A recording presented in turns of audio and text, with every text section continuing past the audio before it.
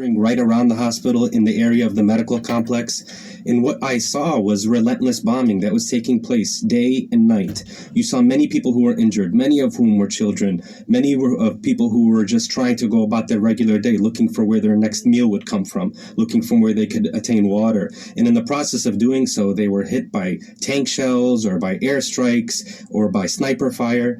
It was really horrific and overwhelming. I mean, I work at a level 1 trauma center in Chicago, and the south side of Chicago is no stranger to trauma or to gang violence. This was something that was on a level that I don't think many people in America have ever experienced. Every aspect of life in Gaza has been affected, has been disrupted, has been made harder. And you really felt that while you were in the hospital. The physicians that I was working alongside have been working nonstop for nearly 4 months. They also are hungry. They also are concerned about where they can get clean water from. Their families have been displaced multiple times, and they're being asked to take care of waves and waves of people who are coming in as victims of bomb strikes or tank shellings. You saw children walking around the complex barefoot. They looked like they were hungry, looking for food. They were trying to just find some sort of refuge. They're not going to school. They're not getting vaccinated. They're not going to their regular appointments. And what we saw on the nights when it was really intensifying is a mass migration of people. I remember looking outside of the hospital window and seeing a 4-year-old girl holding onto her pillow and her dad hurriedly trying to grab whatever he could, and they were going to flee on foot further south. Probably would have to walk 5 or 6 miles in the middle of the night, 3 or 4 a.m. As you heard F-16s above head and the relentless bombing taking place. And I thought, this can't be real. This is not something that I would expect in 2024, something to be happening. And I think that part of what we're seeing is, that these people are consistently being dehumanized and re-traumatized. So it's very simple to just say people are being asked to evacuate. People are being asked to go to a safer place. But what I realized very quickly, and what the doctors in Gaza told me, is that there is no place in Gaza that's safe. There's nowhere that you can take refuge. No place has been spared from bombing. And just because there might be an intense military campaign taking place in Khan Yunis like there was, it doesn't mean that Rafah, which is further south, would be any safer and wouldn't be subject to any sort of bombing. And that the people in the north of Gaza were also suffering immensely. I mean, I was there in the midst of a 8-day telecommunications blackout. And I remember the doctors there who were asked to work these 24-hour shifts, thinking about their families and not knowing what was going to take place, and not knowing if they were okay, not knowing if they had eaten for the day.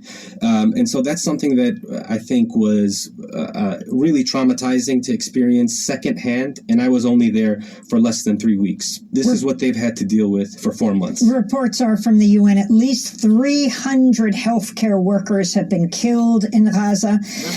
Also, Al Jazeera, speaking to a doctor at Nasser Hospital, where you were, Dr. Ahmed, in Khan Yunis, said 95% of staff fled to Rafah as Israeli forces, quote, bomb anything in front of them. So how many people are taking refuge in Nasser in addition to the wounded? How many dead bodies are piling up? And how many medical staff are left? Yeah, I mean, that's something that was noticeably thinning every single day that the military assault was taking place in Khan Yunis, that more and more staff had to leave the hospital to go take care of their families and make sure their families were safe. You can say that there was probably 24 in terms of medical staff and doctors as well as nurses. I just want to point out that none of these physicians or nurses have been paid also for the last 4 months. They received one payment of $200 in November. They otherwise are volunteering, essentially, and just trying to serve their people. And in the process of that, as you mentioned, many of them have been subjected to violence, have been killed. Many have been arrested as well. And so that was one of the concerns, that when we were in Khan Yunis and there was some serious, intense bombing taking place, is you saw that there was this sort of tension that existed. And I remember trying to say, I think the hospital should be safe. And they very quickly said, what would make you think that a Nasser hospital in Khan Yunis is any different than Shifa in Gaza City, or Al Indonesian hospital, or any of the other hospitals that have been attacked? What happens is, while these attacks are taking place, as you mentioned, people who have been killed, their bodies are left in the street, and it's very dangerous for any sort of first responder to be able to go and try to retrieve the body, or to try to bring somebody who's wounded. So many people may die in the the process. And so you see healthcare workers digging mass graves to be able to bury some of the wounded there.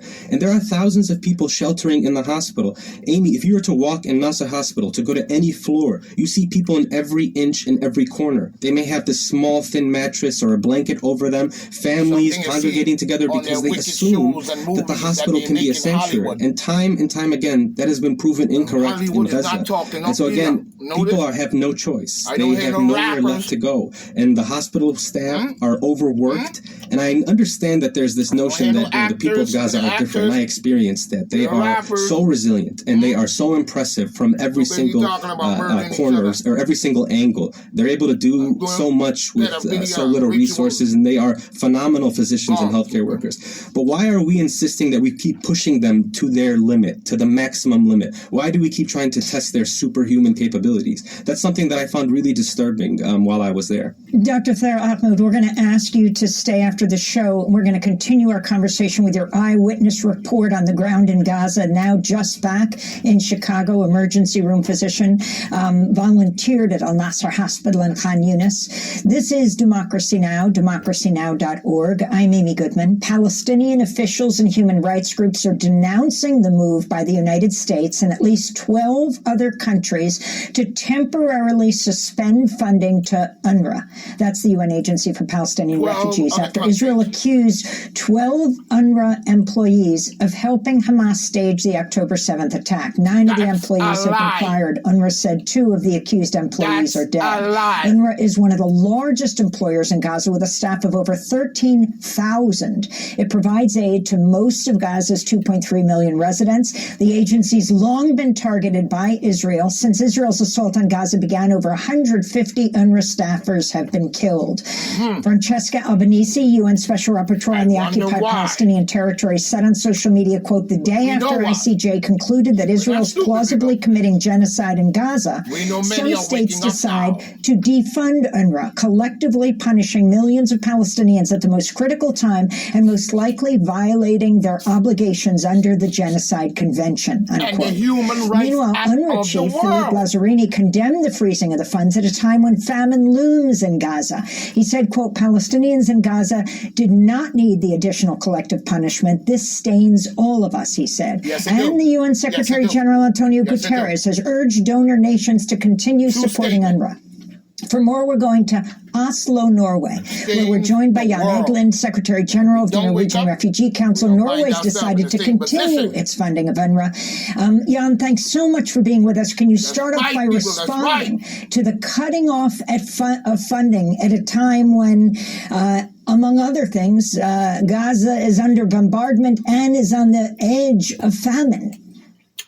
Yeah, it's the worst possible reaction to these allegations that some, maybe a dozen of the 13,000 UNRWA aid workers betrayed our humanitarian principles of neutrality and independence and participated in the horrific attacks on Israel.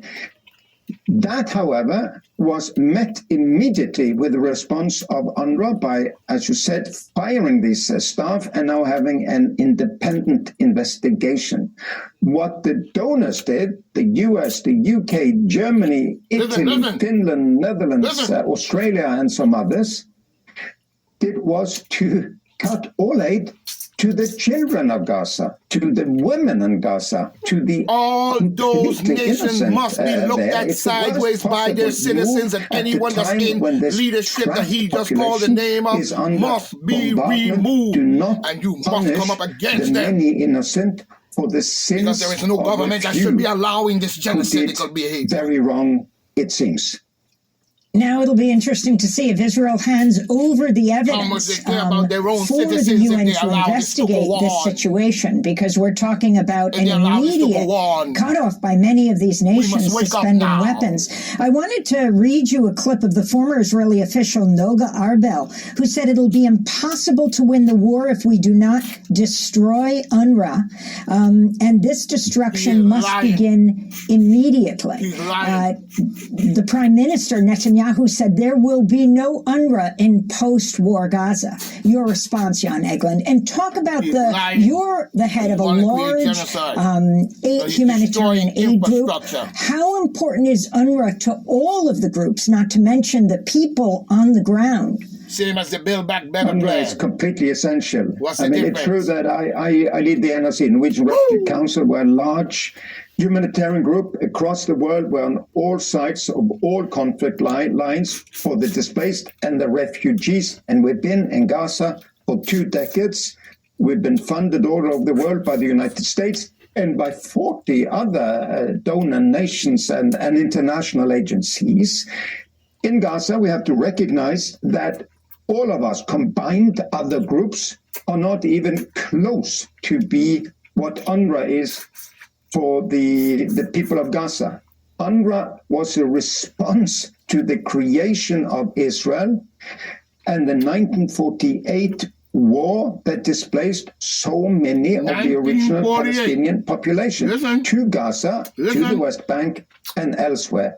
UNRWA was then created to give them relief and work. They invaded in the 1930s. Since then, there's not been a political, peaceful settlement, and that is because the international community has not been able to force the parties, Israel and the Palestinians, to settle this conflict, and thereby we end up by having humanitarian groups like, first and foremost, UNRWA, provide for the population. So to undermine and undercut UNRWA as extremists within the Israeli government are doing is basically to say we're going to punish the women and children, the innocent, on the other side for what some extremists have done in a situation of utter turmoil and perpetuous conflict that we're not ourselves willing to try to settle with talks on a future. It's very wrong, and the international donors must stay with the humanitarian organizations like Norway did. Norway is a large donor, giving much more per capita to Palestinians and elsewhere than any other donor. We stay with UNRWA, and we say, good that you terminated all of those contracts and fired these people, and good that there is an investigation, and then we'll draw the conclusions what we should do for the future. Exactly. Do not let Biden. What evidence is there of Israel's charges? Have they handed over the evidence? Run our world. As far as I know, it's not been received by UNRWA or by the UN investigators. I hope they will be received so that they can do a thorough investigation of this. Very serious allegations. I read about them in the New York Times. And if it's true, again, they betrayed all of our principles, really. Neutrality, impartiality, etc. That is so important for us who are armed humanitarian workers in the crossfire around the world. But of course, no one who's working across the Middle East can guarantee that there are not people within our midst that may, in the end, have hidden agendas. Palestinians cannot do that. Israeli cannot do that. We know of many Israelis who've done very bad things in Gaza, shooting at people with white flags. It's documented in detail. They've even shot their own people with white flags. They have settler organizations, mafia-style settler organizations, displacing unarmed women and children and families across the West Bank. Many of these are recruited to the Israeli Defense Forces. They belong in jail, but they are in the Israeli Defense Force. No one can guarantee that there are not problems. Therefore, they have to be investigated, and there has to be action taken every time something happens. These criminals come from God too. Funding to people in great need. It's the worst possible response. Jan Egeland, I want to thank you for being with us, Secretary General of the Norwegian Refugee Council, speaking to us from Oslo.